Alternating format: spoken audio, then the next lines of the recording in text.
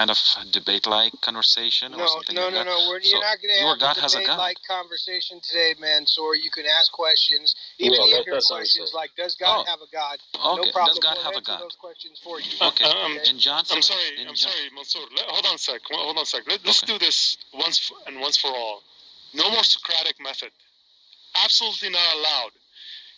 You ask your question, one question, and if you want to expound on that particular question, not add more to it. Do you understand? No Socratic method. There's no Socratic method anymore granted for you. This is Bible Time with Muslims.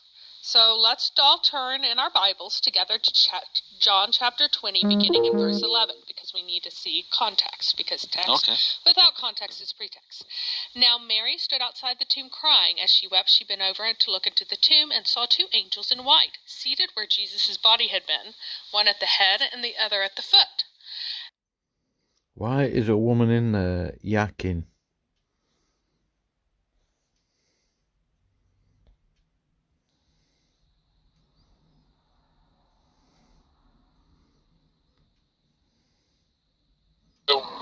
Why does godless girl go around saying that she's an epistemic nihilist? Is that just because she believes that she has no knowledge? Yeah. I mean, how does she arrive to that belief? Is it just like an intuition, or does she have like an inference as to why she arrived at that belief? I don't know. You want to ask her? Where is she? Right here. Oh, Philip is here. I'm in the grocery store. What's up? Yeah, so how did you arrive to your belief in epistemic nihilism? Is it just like an intuition? Oh, I can't talk about that right now. When I get out of the grocery store, I'll get back on. Okay.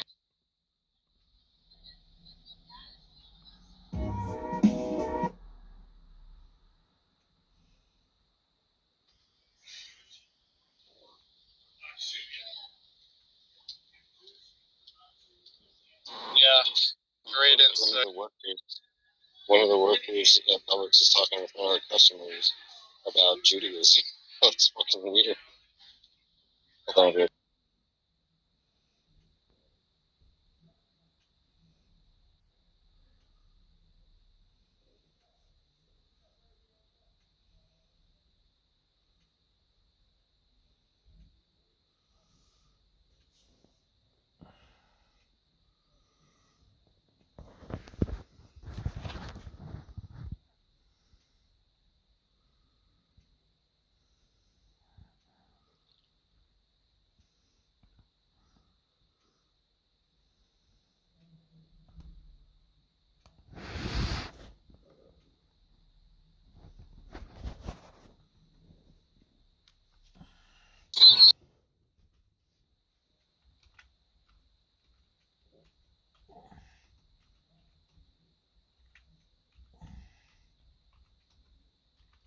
What's happened with this? It's gone quiet.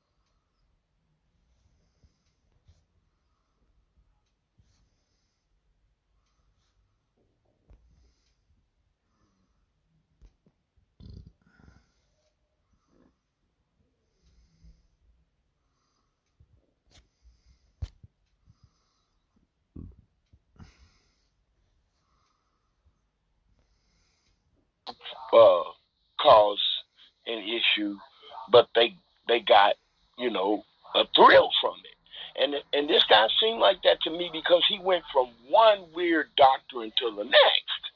And I'm like, are you serious? And then he's telling us he's telling us that he's not getting it because he says, well, I went to Matt's show and Matt never picked up the phone, or Matt kicked me out 30 times, or I went to this church and they kicked me out. Well, you're not getting it. Nobody rational can rationally read into the scripture and come away with what you did. You said that the commandment that Jesus gave to the disciples to baptize, which they followed at the first inauguration of the church. I'm saying Pentecost, I'm saying inauguration. After that, when they asked, what must we do? And the apostle Peter explained, be baptized. And over and over, we see it throughout Acts where people were baptized in water. And you're saying, I don't know. I've never met anyone that's been kicked out of church. Like I know, I've known people that stopped going to church, but you gotta be like a special type of, you know what? Well, I've been kicked out, and my reason actually kind of goes with this. My reason for being kicked out is because I did not see doctrine the same way that my pastor did, and I'll explain it to you. Now, I could have just left, but I didn't. But here's what happened. My church was highly legalistic, and they believed in women not wearing pants, say women don't wear pants, and say women don't wear makeup, and is that like Jehovah's Witness? No. This is old school Church of God in Christ. And say people don't smoke, whatever. Okay, so my point, what happened was, at first, as a believer, I just believed whatever the teachers told me. But then I ran into John MacArthur. Oh. And John MacArthur is the reason why I began to read things in context. So I took these doctrines and I put them in the context of the scripture that they were giving me, and I totally disagreed. And then I challenged the pastor on the, in the public forum on the floor where everybody could see me challenging him, right? And so I wasn't doing it just to challenging him. I really wanted to know, because they taught us that the word of God was the authority. That's what the man that put me out taught me. So when I challenged, I said, but you told me that the word was the authority. But now you're telling me you're the pastor? And when I said that, it was like, well, you can't teach what I'm teaching. Give me your key. You can go. And he kicked me and my 2 little kids out, and my wife. I mean, even the irony in like monergism is like, well, yeah, even believers who have been monergistically been given the faith in Christ by God, right? Even we like voluntarily assent. It's kind of like that communal assent. You're saying like, yeah, like we consent to like the head of the congregation, if you will, or in Christ's case, even through the giving of that consent, we then voluntarily consent to his lordship, right? So not of our own accord, right? Not within ourselves, but what. Yeah, John MacArthur gained my respect during the pandemic, bro. Like, didn't they charge him like a couple $1 million because he wouldn't close down? That would be a question. They tried. Yeah, they tried. It failed. They ultimately won their lawsuit against the state of California and the city of LA. So. But I mean, on the baptism thing, I mean, it's just like a little strange, and like, cause I mean, if you're, I mean, like, if you're being given a commandment, it's not really a question of whether or not you can achieve the outcome in the sense of, for example, like, be holy as I'm holy, be perfect as your Father in heaven is perfect. Like commanding you to do all of the law and to not fail, and that's an unachievable standard, right? Not in that sense. This is kind of like ontological capacities, but within your natural ability. The implication of Matthew 28 is that within your natural ability, you do have the natural ability to baptize people. But if that's the case, if you have, if that's being a commandment given to you by Jesus, you would have to kind of assume, well, then I can actually go and do what the meaning of baptism is if you define it in that sense.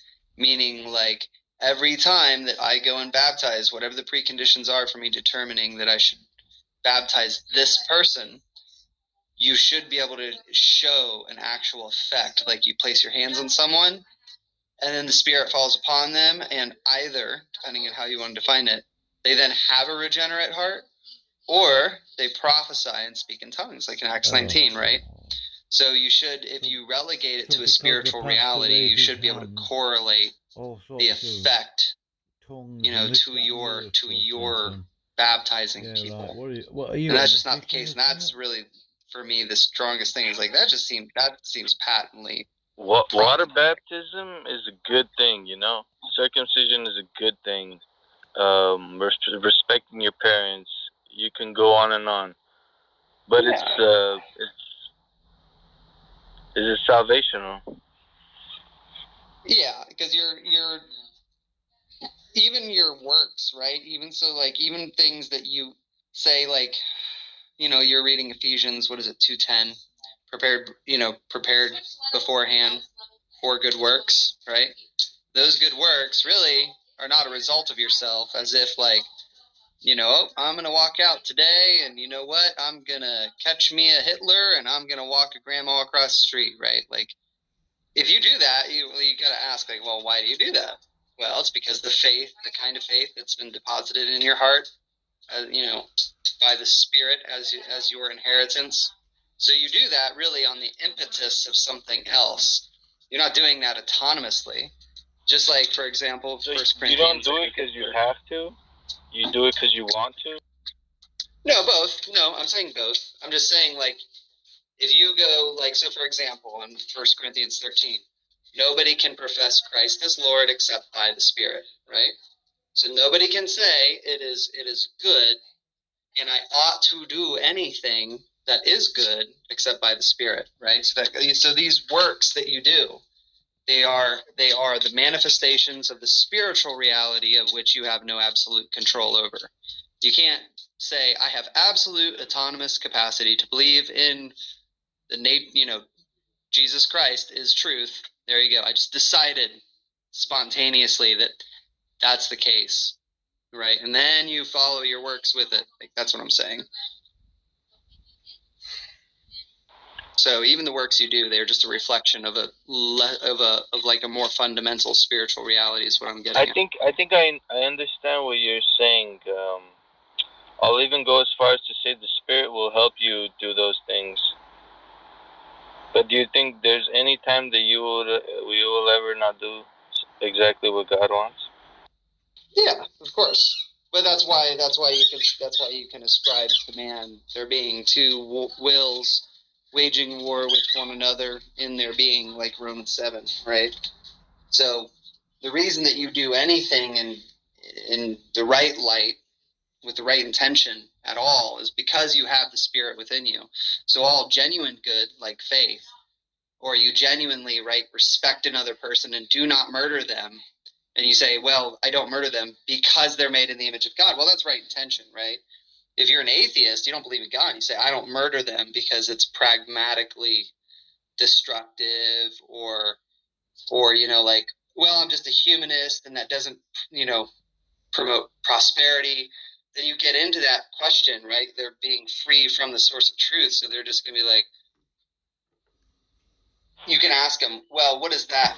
What makes that the case, right? Why is prosperity good? Why is flourishing, humanistic flourishing? Why is that positive, right? So it's circular, and that's precisely why that's kind of the moral nature of the indwelling of the Spirit, is that it gives you a basis for saying that one thing is good and another thing is wrong.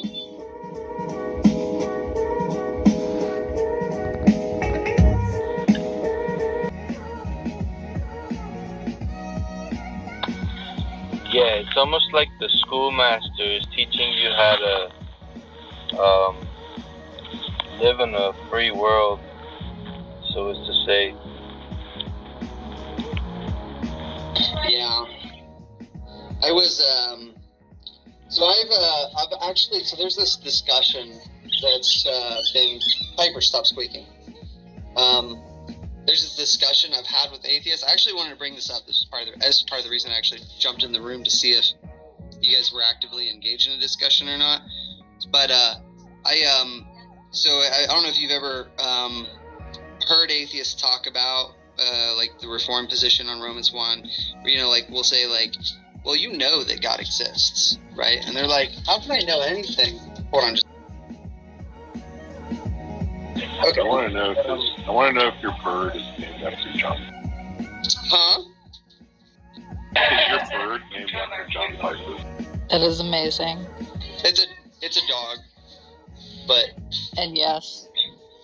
Yes. And Piper stopped squeaking. I started laughing as soon as. She's running around with the stop stay. She's running around with this ball, and the ball is an extraordinarily loud squeaking ball. So. Apologies for that. Last Night I knew it said, Piper, get out. I was just starting a live stream. Piper. Yeah. Like, get out, John Piper. Get out of the room. Stop squeaking, John Piper. See, this is all amazing to me. I love it. Hey Jesse, I just came up. I just want to ask you a question on something I just heard you say. You were explaining the indwelling. You said the indwelling of the Spirit, and kind of relating that to how maybe atheist morality and what's missing. So maybe I guess what I'd ask you to just expand on is what you meant when you say, like, how does the indwelling of the Spirit get you to, like, perceiving right and wrong? Which I think those are the words I heard you say. I don't want to put words in your mouth, so maybe you could just restate that and explain it. It's like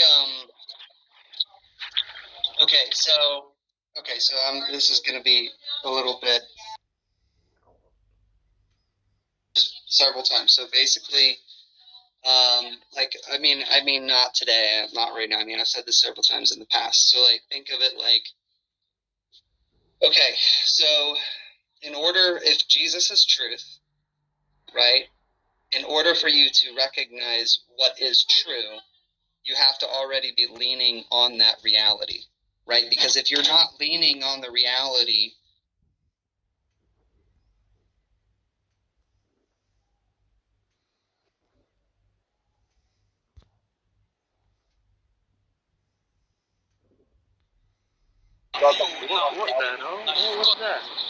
Exactly. He's gone too far.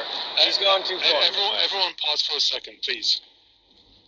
The title of the room is Ask Christians, and it's not for you to offer us dawah, that's number one, or ask us a series of questions where it's leading. We don't want to be led. Just ask your question. Give us your entirety of your question.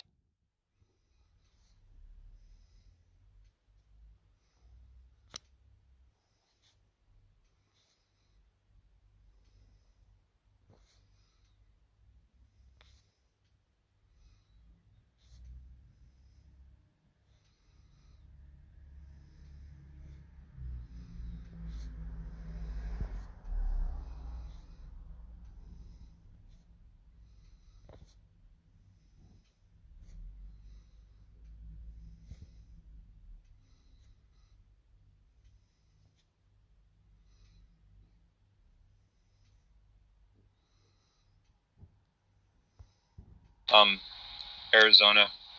A lot of people, like, I'm pretty close with happen to be in London. I've just never been out there. I don't know. I really want to go. Yeah. Nice. The weather must be really good out there at the moment, right? Yeah, it's pretty amazing. In the summer, it gets, like, I'm really bad at translating to Celsius, but in the summer it gets, like, crazy hot. Like, I mean, crazy hot, but the rest of the year it's, like, basically kind of different than the UK. And, it's very sunny and warm and whatnot. Yeah, it can be nice. I mean, we only have like a month collectively of summer, to be honest with you, in the UK. Most of the time it's just cloudy and rainy and dark and dreary. Although I am, like, used to that. It's actually comforting to me, which is weird.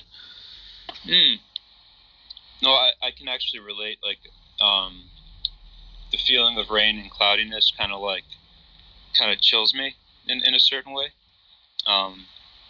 Yeah, that's interesting. I like that feeling of it being really cold and wet outside, but you're at home, like all nice and comfort, and just chilling out watching TV.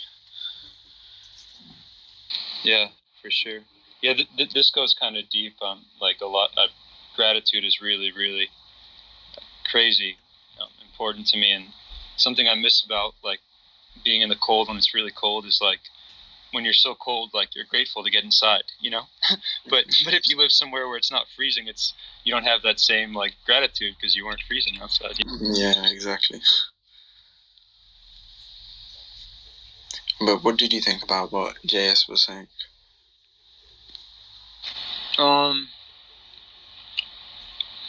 Honestly, I kind of want to like hear him say more, when he's back, just so that I don't like misspeak anything. Yeah, true. Yeah. How do you pronounce? I don't want to muck up your name, man. BB. The other, Hiri. Just call me BB or B. Oh, BB. Okay. We don't like to disclose our real names here in England. Got you. I guess I messed up by having my email in my. You have your email in your bio? You're crazy. Yeah, I'm half kidding when I say that, but it's okay. I have. It's your business email, though, right? I put at some point, I put both my business and my personal, especially for. There were some rooms a while ago that were really, really heated. I won't get into the subject, but like where I just wanted, even on the personal email, to say like, hey, if anyone wants, to talk about this, like especially people that may feel really differently than kind of where I sat, like I'm happy to. But yeah. I like when you have discussions when people disagree with you though, because that's how that's how you get a fire started, a bit of friction. And I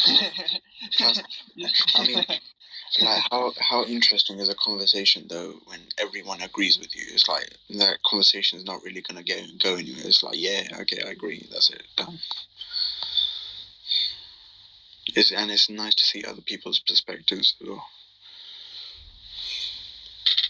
Yeah, I agree. Do you subscribe to a religious belief? Yes. So I'm Jewish. Like, I mean, I can't speak for like Jews and Judaism, but I think just in some ways it's kind of like exceptional as a religion because it's like a people's too, and then there are like a lot of people who are very culturally Jewish and may only. So yeah, I can't speak to it, but it's kind of interesting, in that way. I have a huge amount of respect for Islam and basically just like most Muslims I know. Well, I'm sorry? No, I was just gonna say like out of the three monotheistic religions, the ones that, funnily enough, I mean, the one that is closest to Islam is Judaism. Yeah, in just ways and like some things. I mean, I can't speak for all people. Just my experience, my close friends like that are Muslim, they really, really honor. What they're meant to honor in a way that's really like impressive. Like they keep Ramadan and it's just any kind of discipline impresses me. So it just to me it's really cool. Yeah, I mean any religious discipline is really like impressive nowadays, right? I mean because I think like slowly people are starting to let go of their belief in God. So when you do see somebody who does actually kind of follow what they believe, it's like, oh, cool. I've got massive respect for you because you're doing what you're actually subscribing to. Because a lot of people will say, oh, I'm Muslim, I'm Jewish, I'm Christian, but they won't actually do the things that they're required to do.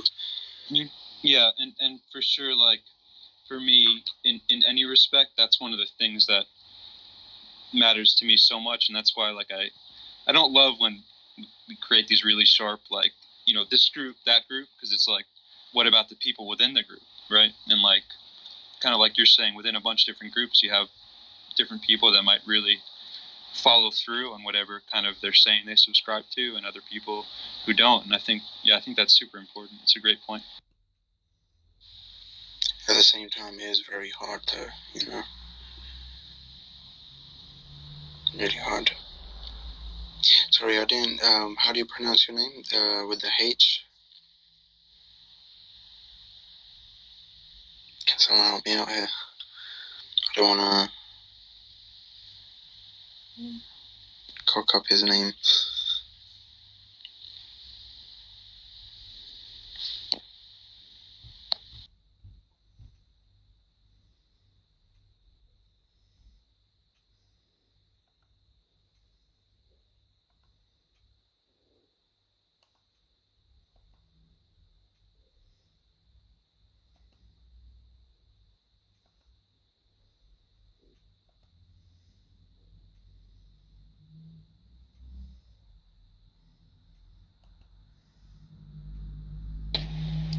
I think I'm gonna head out. It looks like JS might be on the phone for a while, but Yeah, same. It was nice talking to you guys though. Yeah, it was cool to meet y'all. I hope everyone has a good day. Take care, peeps. Peace.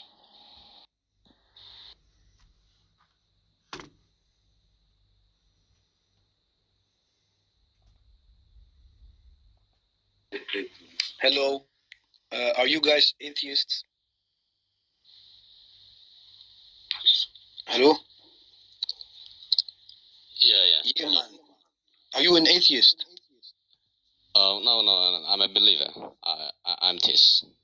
Then why is this room called Atheists Are Better? Well, this is just the open topic, you know, that everyone remembers here can discuss on, you know.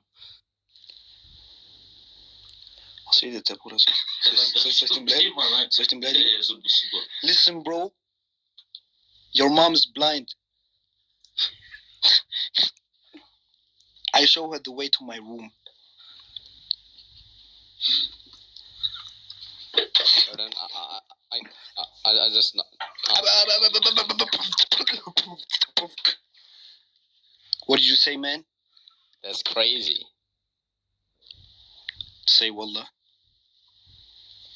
Buraya saklı lan belki o. Nah, I'm just playing, man. I love Asian people. How many? Asians are the best, man. Guy's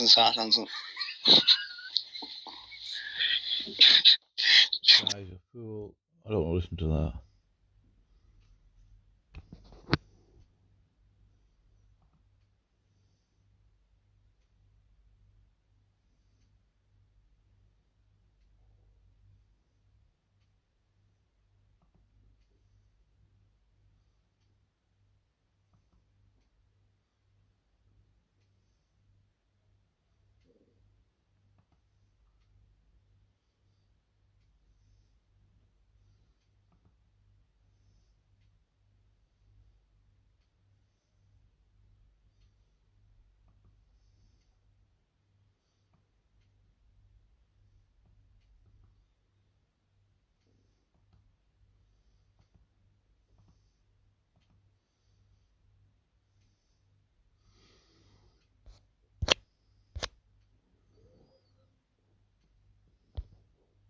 Catch him up.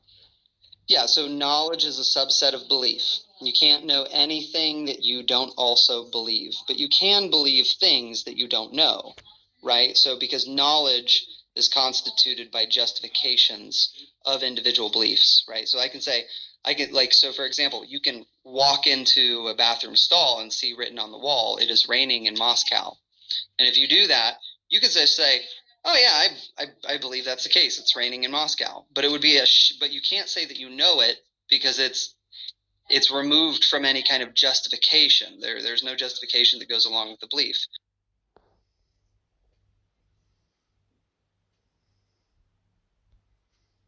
It's very silly for you to even say that. You didn't even need to read.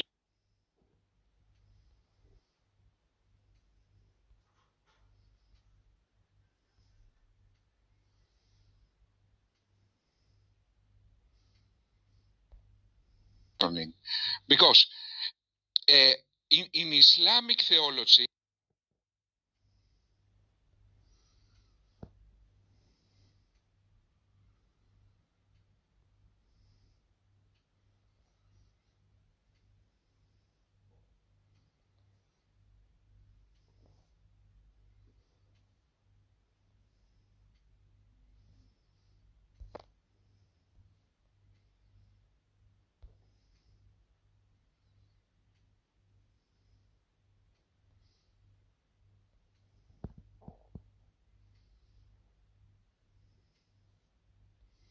I never meant for us to be in.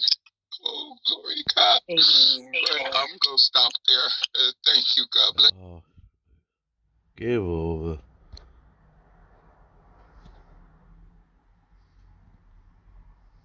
Our faith is not in faith.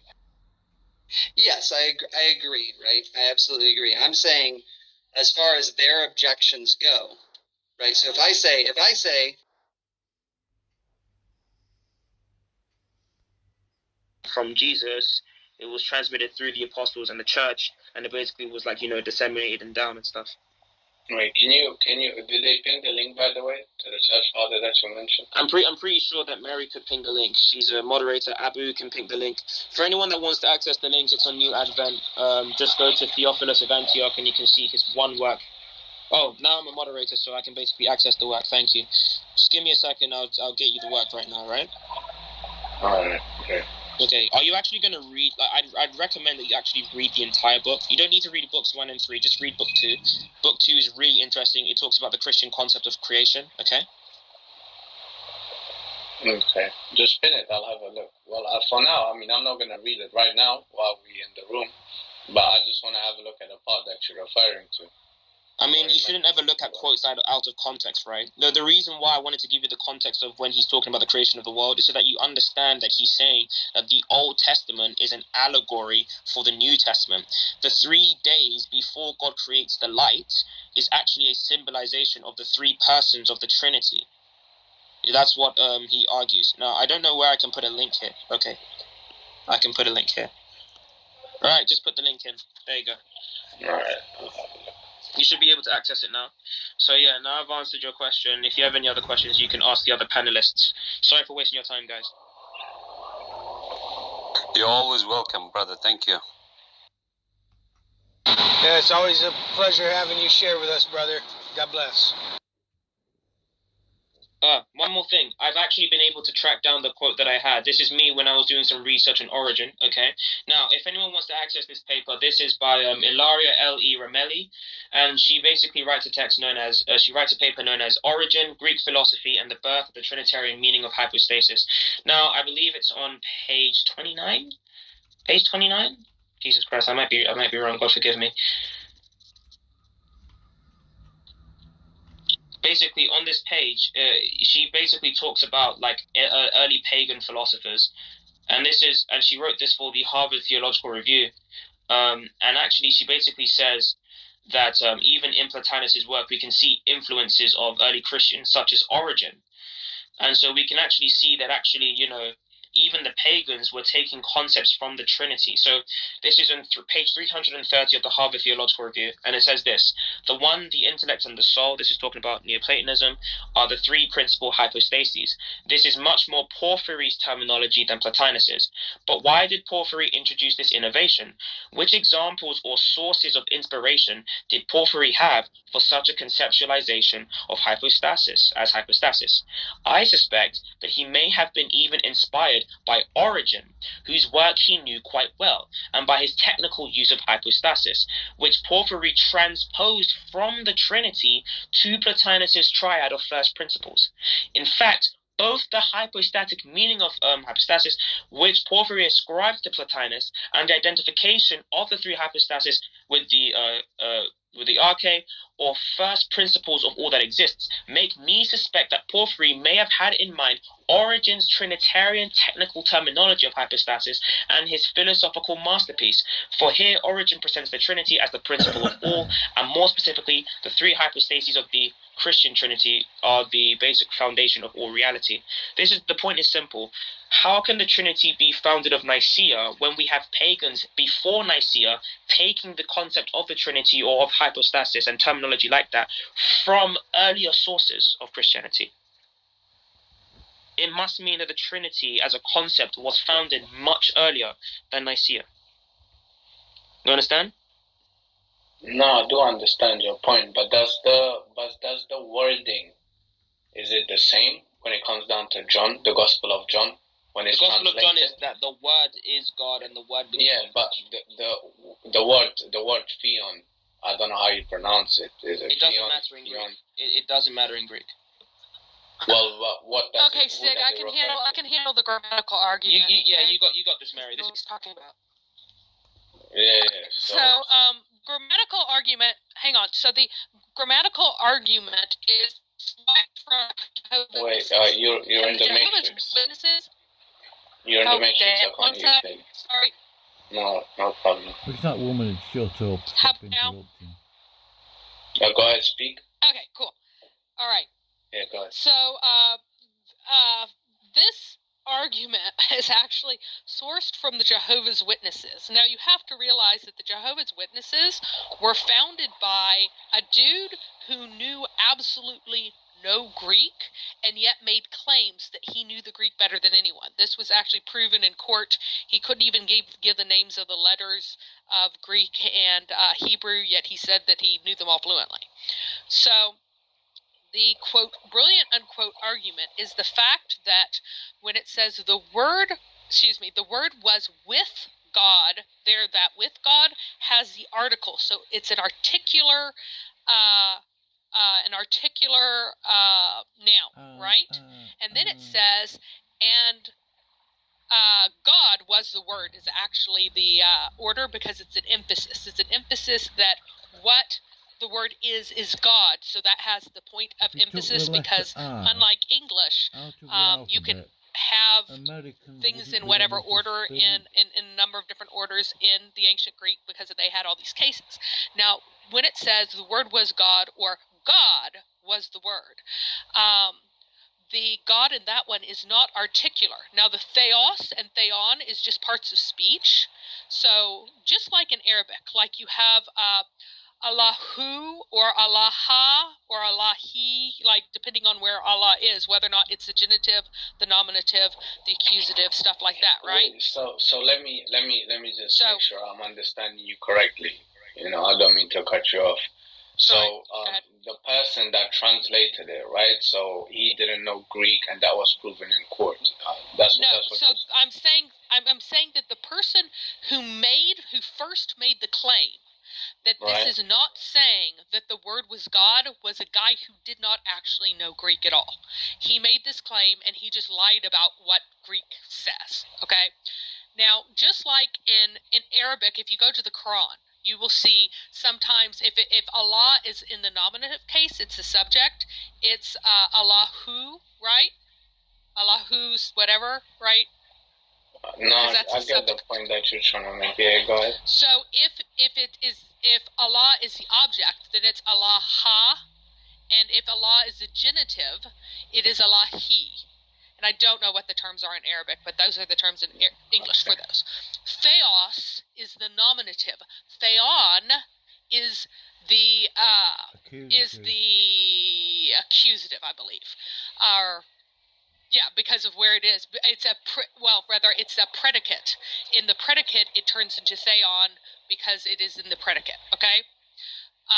So that means it's the second half of the sentence that it gets that kind of accusative-y form because it's in the predicate, okay? So the lack of the article actually discounts modalism. It is saying that the word was divinity itself, was the essence of God. So first there's the distinction saying that the word is with, proston, theon, so is with or facing, across from. This is a very personal kind of, there are all kinds of, unlike English or well, especially the Semitic languages have very few prepositions. Greek has tons and tons of prepositions. So the one that's used here is the one that's usually used for a situation where you are facing something. So the word is with God, so the word is facing God. Proston, theos. In the beginning was proston theon. Anyway, yes, the word is prostheon. You got it, Mary. Yeah, and that so then in the second time, the ton there is the article. The second time it doesn't have the article because then it would be making what the word is absolutely in every way identical to what the word was with. And here there is sameness and distinction. So you have to have that so you don't fall into modalism. So what modalism is that there is one God, but there's even one person in God, and God just wears different hats and is like playing a role, is what the modalists think. So sometimes God is acting as the Father, and sometimes he's acting as the Son, and sometimes he's acting as the Holy Spirit, but these are just roles, okay? And with that article, that would require the role. However, if you go to other places, Jesus Christ is called God with the article. So if you go to John 20 that we were in earlier, whenever Jesus talks, it says that I go to my Father and your Father, to my God and your God. There is no article there. So if an article is required for that to be talking about true God, the divinity, then he's saying that the Father is not the true God there, would be what he would have to be saying. If you continue down... Would it be safe to say that we are talking about, right, when we speak about the Word, right, is it like the invisible God? Like, is the Son the image of the invisible God? Would that be right? As it mentions the Colossians 1:15? Colossians, yes. Yeah, sorry for the wrong pronunciation. So, yeah, that's fine. I was just clarifying for anybody else who might not know. So would that be the reference, right? So let me go ahead and finish with this little point. So Jesus refers to the Father as God without the article. So there is no the God. It's just God in the Greek. But then if you go later, just later in that same one, whenever Thomas says, my Lord and my God, that one is articular. So in that chapter, only Jesus receives an article. The Father does not. So any argument that's made from whether or not there happens to be an article in that verse falls apart immediately whenever you realize that that is not at all how this is used in other circumstances. But if you want to go to Colossians 1, we need to look at the whole context. No, the reason why I mentioned that specific verse is, right, because if I'm not mistaken, that is not the only invisible being, right? I mean, the Son. There's more invisible being made as a reference when it comes down to invisible beings in the Bible, right? We have angels as well.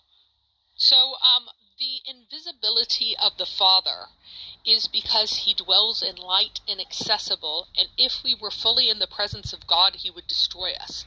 He's not. He is unseen and unseeable because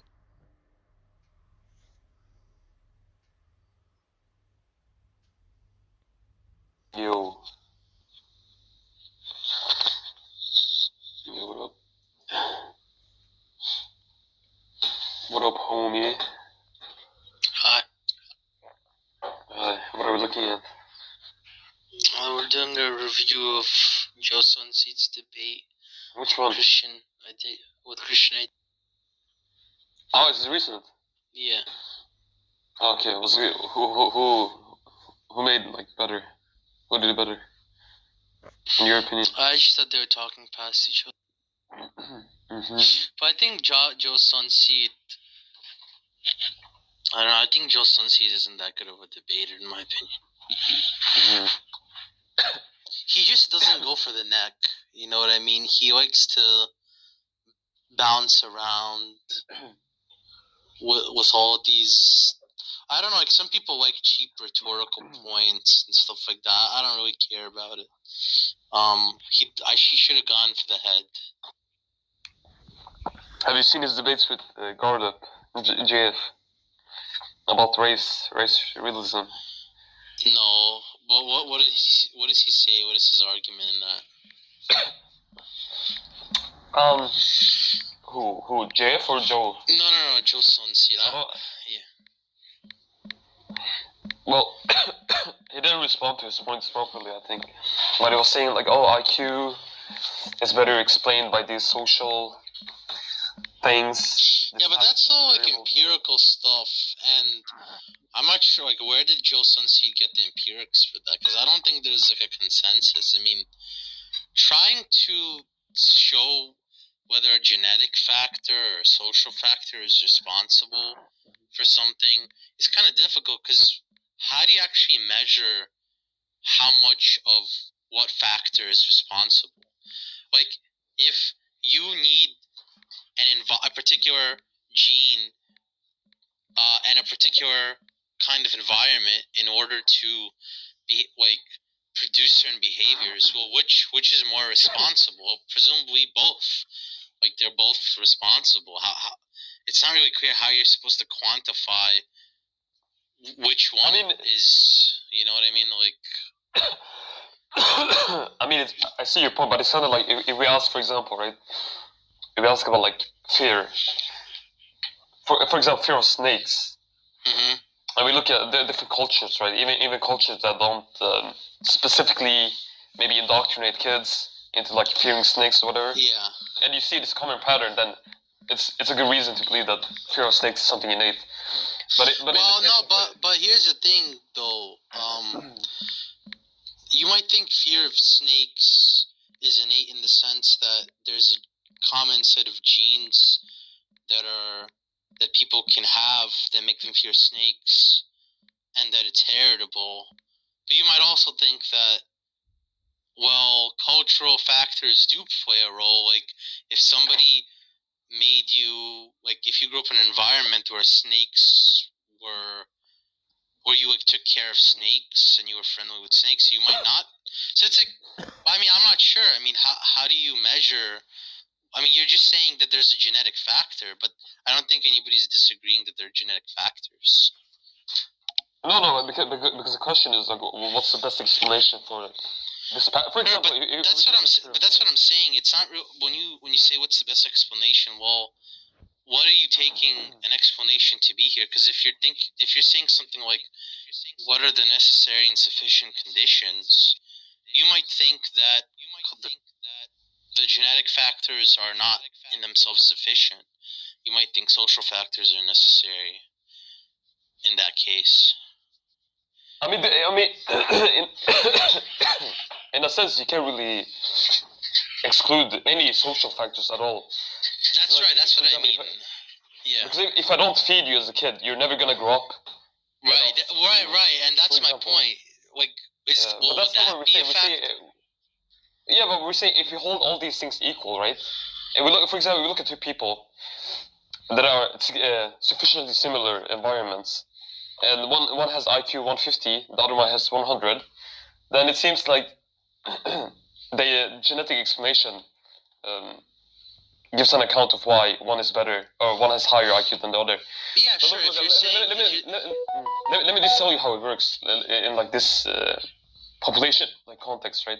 So you look at these demographics, for example, African Americans. You look at them. You look at people who have had can you give me a second? I need to take a piss.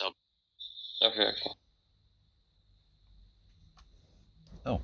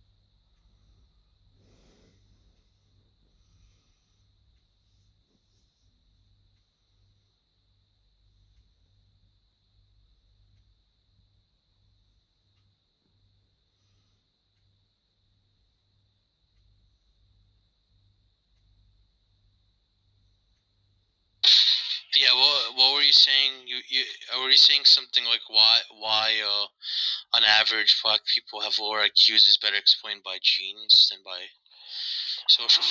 No, but I'm giving you like a strategy for thinking about this. For example, let's say in the 1950s, the average IQ for African Americans is like 90. For everyone else, it's like 110. So there's a difference of 20. But then you look, okay, but there's a big discrepancy in terms of like the social factors like education, nutrition, all these things, right? And we know that these things are also correlated with increase in IQ. So, for example, after 50 years, in let's say 2000, when things are more equal, the social factors are more equal, right? Let's suppose that, for argument's sake, that the IQ differences is like 99 to 100, so only one IQ of 1 difference, right? That's very good evidence that, I mean, it's not really, at least the initial IQ difference, it wasn't genetic, it was more the social differences that were explaining that. Because it wasn't enough time for the genes to like change, unless you believe like only the stupid people like died or something and didn't reproduce. But I mean, nobody believes in that. You know what I mean? Well, you're saying if the society improves and the IQ stays the same, or the vice versa, the society improves and the IQ. Yeah, that's one way. For example, now if you saw that the IQ change, where now it went from 20 to 1, the difference, right? Now we know that at least a huge initial difference, right, was probably caused by the social differences. But let's picture another scenario where it didn't change. Like even when we gave them the best food, education, everything, right? We made our best attempt at equalizing like the social conditions. There's still like a huge IQ difference. Let's say 10 to 15. Now I think that would be better. That would be better explained under like the genetic view, right? Well, yeah, I mean, but there are like other things to consider. Like, are you taking epigenetics as also being genetics? Because you might think that like epigenetic differences are sort of like innate biological differences, but they're more malleable. It's not like, it wouldn't be a good argument that these are two different races if you're talking about epigenetic differences, right? So, but I'm not. I mean, yeah, sure. Like, if he wants to argue that it's explained by genetic differences better, I mean, that's fine. Sure, but it depends. I think it really depends on like the. I mean, it's kind of hard. You know, it is hard to argue that, but I think I can see the point. Like, because you could argue. Let's just look at the specific demographics. Let's just look at like really poor African Americans and also really poor like everyone else, right?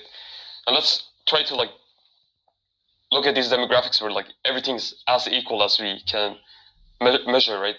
And let's look at the IQ differences, and if it's significant enough, then there might be like a genetic component. Maybe there will be some evidence for that. It depends on how big the difference is. If it's like 20, probably, right? Because you can't just get. Well, I don't know. I mean, I think it's probably going to be a mixture of things, and so it's like genetics and like how you socialize with people and your genetics sort of they play into each other. So you might think that people like parents who are bad, who raise their children badly, also pass down bad genetics that causes their children to raise their children badly. Mm-hmm. You might think that how parents grew up have an epigenetic effect on their children, and that in turn also causes their children to be, it skews how they behave socially, and like whether or not they care about school or try to do well in school. You might think that people who are are unhealthy or don't like to eat healthy food might also be stupider, and that them on eating the unhealthy food might actually cause them to become even more stupider. So it's like a vicious cycle. So it's like when you when you so it's not really so like in the example you gave. Okay, yeah, like I think if you gave somebody that example, like that would be like an easy case where they would say, yeah, well, clearly there, if you're just simplifying it like that, you would think it's the genetic factors. But I think somebody who's arguing that it's not really explained, it's not really clear that it's explained about the genetic factors. Obviously, they're not going to take that it's going to be simplistic as that, right? So I think in a lot of these debates, like why this particular issue is so complicated is because there isn't like a clear line between genes and your environment and how like society, because all of those things play into each other. Like you might think that, oh yeah, if like the government or somebody intervened at some point in your life, even if you had really bad genetics, they could still like really improve your intelligence or whatever if they intervened at the right point. Or you might think the opposite. You might think that it wouldn't change anything. So I mean that's, so it's kind of like a complicated issue. Yeah, but that's why like what's helpful is like twin studies on like human stuff. Like twin studies are really I know twin studies, yeah, I've seen twins. Yeah, I've heard about twin studies. For example, you can get to, from that to IQ being very like. I'll have to have a look at something else, I think.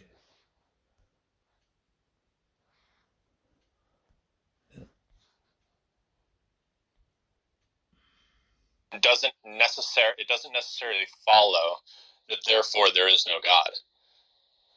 And so that's why a lot of atheists, they move to local atheism, where they say, okay, well, in that case, I'm just going to discount this particular God. And so then they'll bring up problems like the problem of evil, or they'll bring up, things that address a particular God. But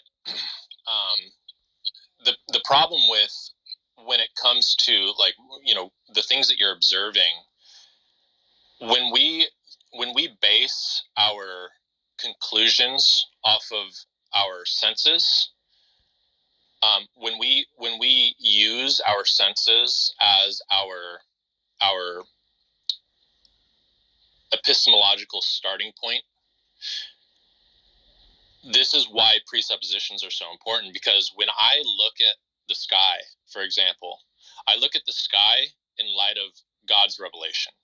Okay, so I look at it as a created order, whereas an atheist will look up into the sky and think naturalism and go, wow, like all of this came about by random processes. Yeah.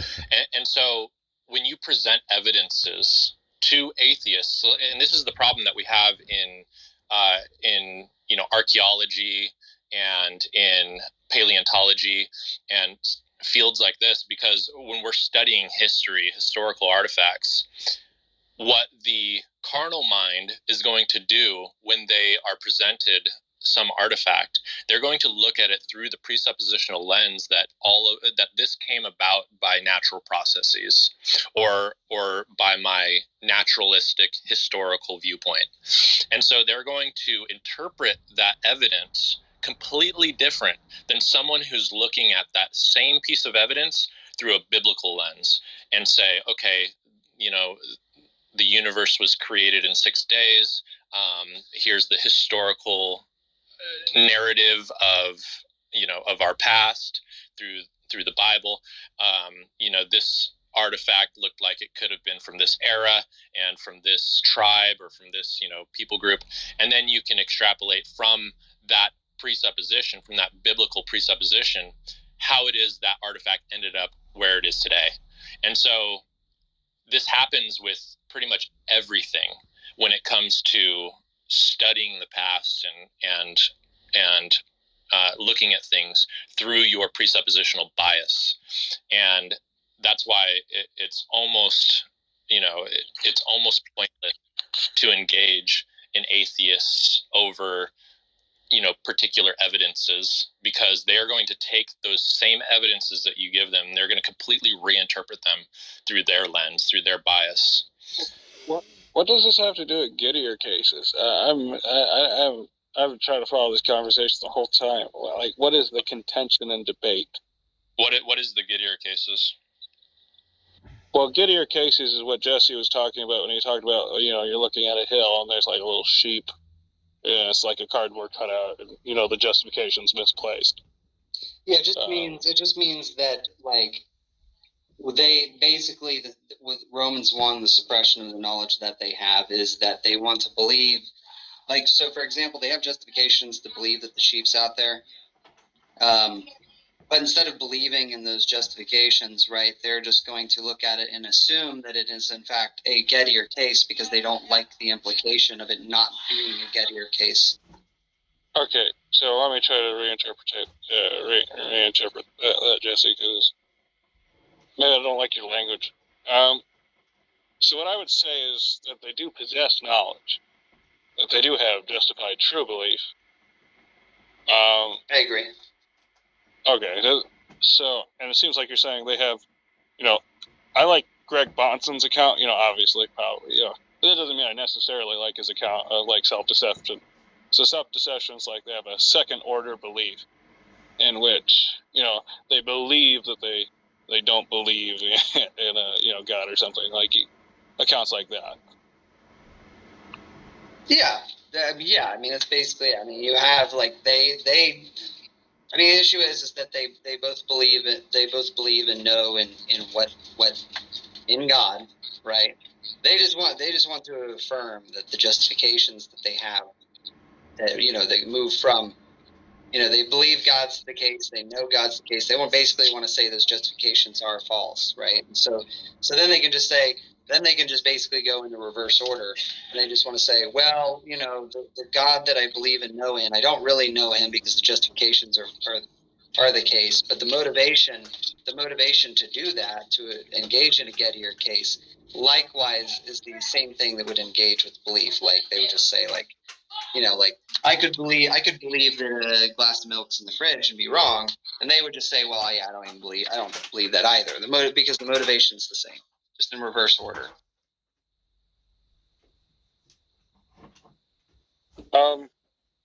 Sure. I'm not a big fan of using Gettier cases to talk about, formatting, conversations about whether unbelievers think that they're warranted. Obviously, I think they're more focused not only if they're warranted, but if it's true. So, yeah, well, for example, you see the motivation in something like, I think something like fictionalism, right? Where they basically want to say, well, I'm a nominalist and not a realist because abstract entities cannot exist because they're not physical, right? So it's kind of like just that inherent empirical bias that they'll just say, like, well, non-material things, let's say universals, stop, go away. They'll just say, like, those things don't exist, right? But then they're really just kind of imbuing into, like, the philosophical framework, like a third category of existence. So they'll say, well, like, concrete things exist, but abstract things don't exist. But you can actually predicate abstract things. You can identify them, right? They have definitions, like, what I mean. Like, if I say opportunity, if I say the concept of an opportunity, you're thinking about what that is, right? It's one thing as opposed to something that it's not. But then when you say, like, no thing, right, you literally mean no thing. You literally, like, that's usually what most people mean by, like, non-existence. Like, it can't be predicated, it can't be conceived, and so on.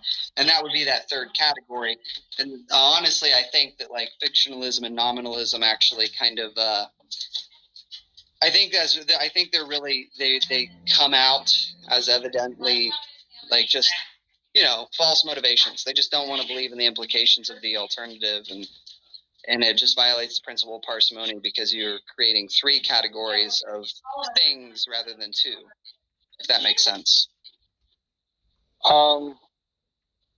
well, I'm not a nominalist, so what I'll say is, maybe in defense of them, so when you bring up principles of parsimony, I think everybody's parsimony is a little different. There's different theses of what constitutes, a more parsimonious explanation for something. So I find that to be a weak-tiered evidence in the first place.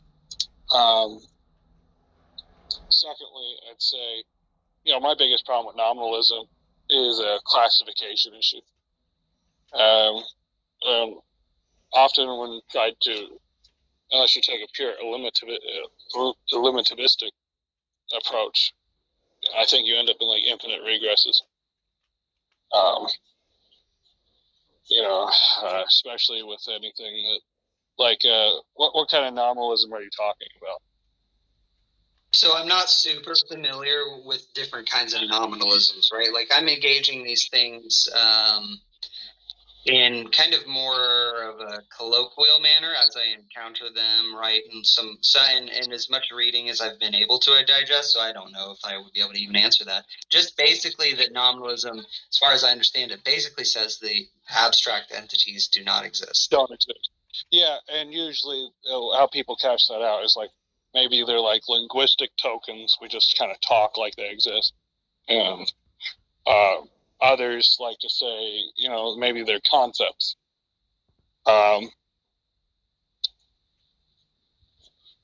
So these are routes like people take. I'm sure there's others that I'm not even thinking of course. What I would say is like, for a nominalist, I guess my biggest objection would be like I was just talking to my friend about this ironically today.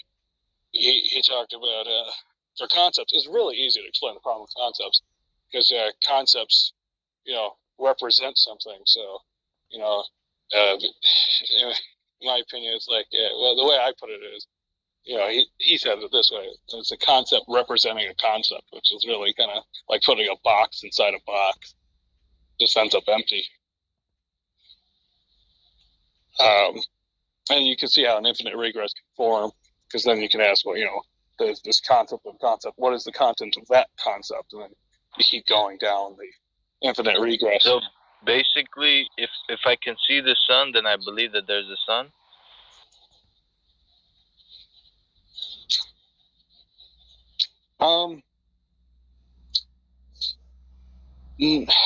No, it'd be more like, say we take categories. You can think of things just like dogs, cats, tables, chairs, and you just think, what I mean by those things are just concepts in your head. They're not like something out there in the world. There's no, it's not in some kind of thing or something. It's just in your head. And then we ask, well, what is that that's in your head? Right? And you're like, well, it's a concept. Yeah, it's a concept, but what is the concept of?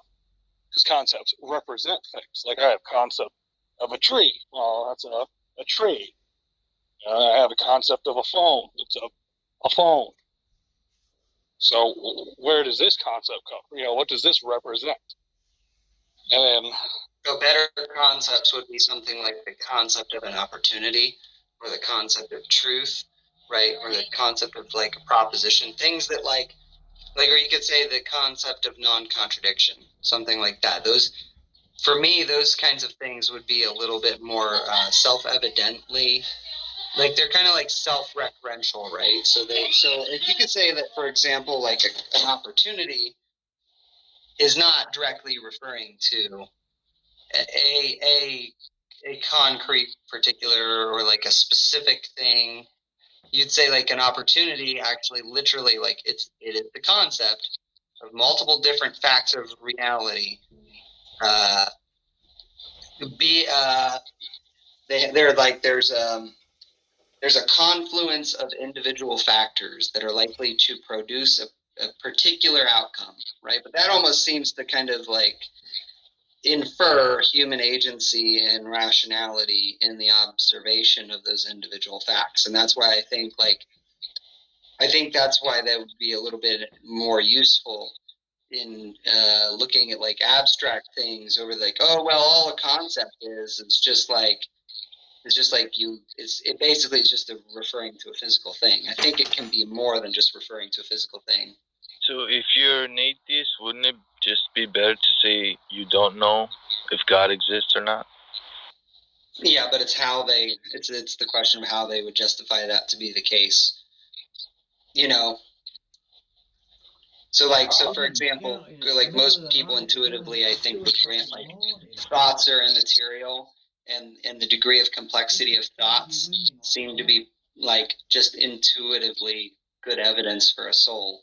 You know what I mean? But the question is like, why is that? And so then you're getting into the discussion of abstract entities and concrete entities, the distinction between them and so on. And that's it's not really the discussion, but it's kind of went that direction between belief. Like if you're gonna be atheist, like at least agnostic makes more sense. Yeah, exactly. Just saying you don't know. Yeah, go ahead. Sorry. I was just gonna say, actually, agnosticism makes less sense. Yeah, I was going to agree with that. You still have to account for that, and so you're essentially asserting you know nothing, that you can't know anything. Yeah, agnosticism, a consistent agnostic is going to be one that says nothing. Because as soon as you open your mouth as an agnostic, you are making a truth claim. You're making an assertion and a predication. But agnostics, they can't really know anything because they're claiming ignorance. And so what's the point of uttering a truth claim or a predication when your self-admission is that you know nothing? Yeah, what I'll just say, Jesse, in short, like a rejoinder, is what I would say is, so say you're like, well, I have good examples where, I'm not referring just to physical things. Now, of course, when I was using like physical objects, I'm using them just as examples of representation. But you bring up something like, opportunity. You spoke of opportunity. You have this idea of opportunity. That's how you refer to it. But then I'd just go further. I'd ask you, what does opportunity represent?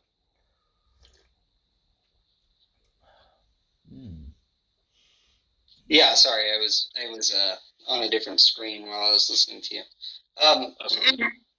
Well, it as a single thing, right? It doesn't represent any one thing. It would be you would say an opportunity is it would be like a probabilistic. It would actually represent, right, something akin to like numbers. Like it would really be more referential, not to the things themselves, but the factors of pushing multiple physical things together that produces the outcome. So that concept of an opportunity is actually that it's saying it's not only feasible but opportunistic for you to engage in a certain set of behaviors based on probability, right? So it's really kind of defined more on the concept of probability. And I don't think that like if you're getting to that, I mean, you might as well just to appeal to numbers, which themselves are more abstract things, right? So. Oh yeah, okay. We want to do that. Well, what do you mean by number?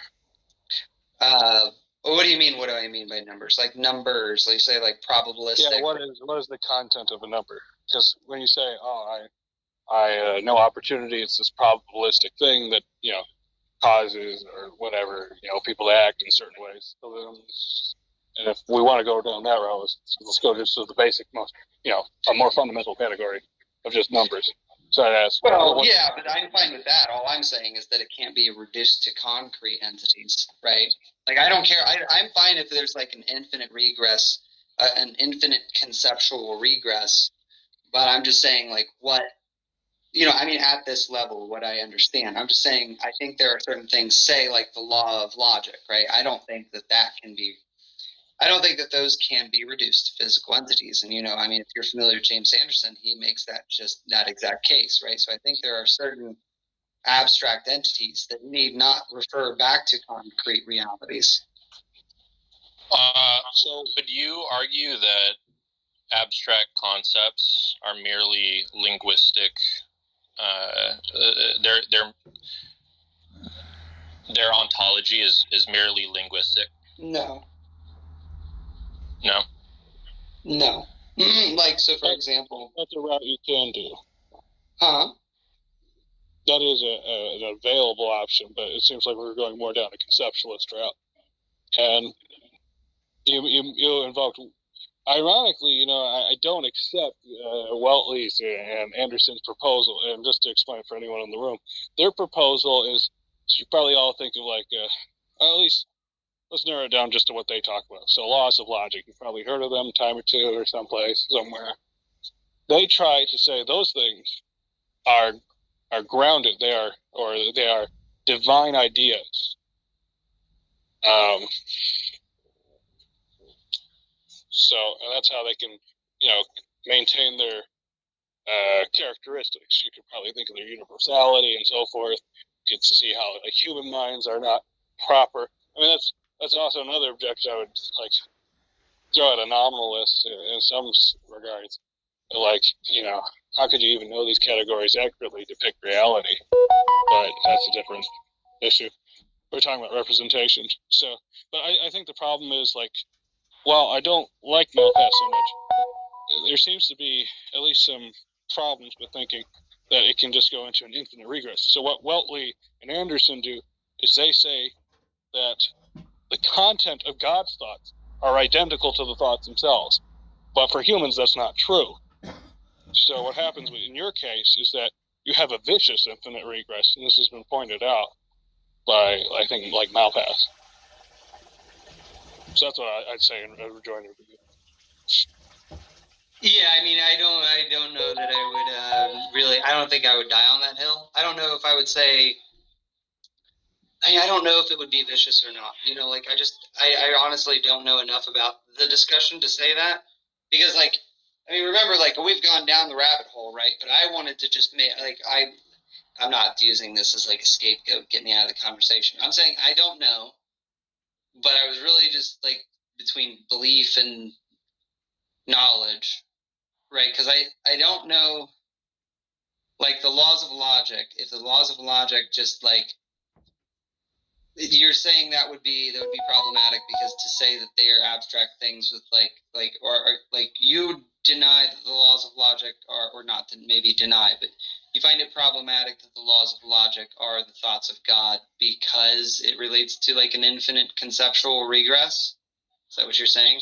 Oh no, in terms of human beings, to have them, where the infinite regress. So if I ask you the content of your thought, and you're like, well, the content of my thought is a further thought, and then it keeps on going on like that forever, that becomes vicious. But in God's case, it doesn't, because what happens is, I think this is Anderson's escape out of my objection to a human conceptualist, which I thought you were positing earlier when you're talking about nominalism, which I was using to show that nominalism has a vicious infinite regress. What Anderson says is that God's thoughts, its content is identical to the thought itself. Yes. Yeah, and that's that's not. I don't think that's the case with humans, because a human thought is always going to have an external referent, and it's going to. I think it's going to end. I don't think it's going to infinitely regress to one thought, because that would basically that would kind of affirm kind of an infinite nature of the mind, Yeah, I suppose you wouldn't want to say that, but also to me it's okay, what we would have is if you could imagine, human thoughts are boxes, and inside every human thought is just another box. It's just not a good position. Like the Russian doll thing. What? Like the Russian doll thing. Yeah, like the Russian doll thing. Yeah, and I wouldn't say that. I would say you could probably human thoughts could be highly complex, but the only thing I'm saying is there's this Muslim paper that touches on that issue, basically, where there are some propositions, right, such as the laws of logic that are they can't be accounted for in human human mentality, precisely because they are self-contained, right? The object of their knowledge is themselves, right? So that's part of the appeal to it being like divine conceptualism or the laws of logic being the divine thoughts of God. I think so. My reasoning for why I've come to reject. So I used to hold to divine conceptualism, and I've had correspondence with James Anderson, who I think is a nice guy, and he'll suffer through lots of questions. So, but what I think is, I think the problem is, so there's been fair objections, I think, by people like Nate Shandon and some neo-Calvinist thinkers that I would recommend to you about possible concerns of what would happen if, like, God's thoughts were propositional. I don't want to say like the content or God's thought itself, because I don't want to just separate the thought and content for God, because I know they would deny that. But that it is a proposition, and for me, I just think about propositions existing in human thoughts, and to me, there's like two routes you can.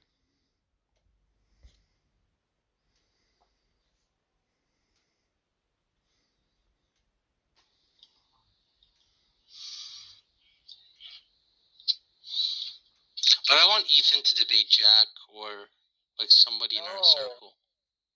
Why not?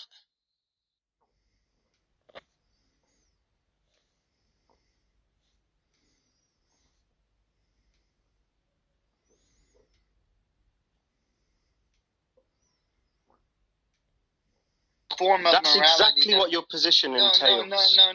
No, because I believe that You believe there's no right and wrong. No, that's the thing, man. Morality. I love this about Muslims. He doesn't believe in morality because he knows he's going to lose this argument. How dirty of a position. Yeah, he knows he's going to lose this. It means you can do as you please, and this guy can't. Why, sorry, let me handle that, because I'm very. Let me say this real quick, Socrates. Muslims real quick will be like, oh, if you use a word.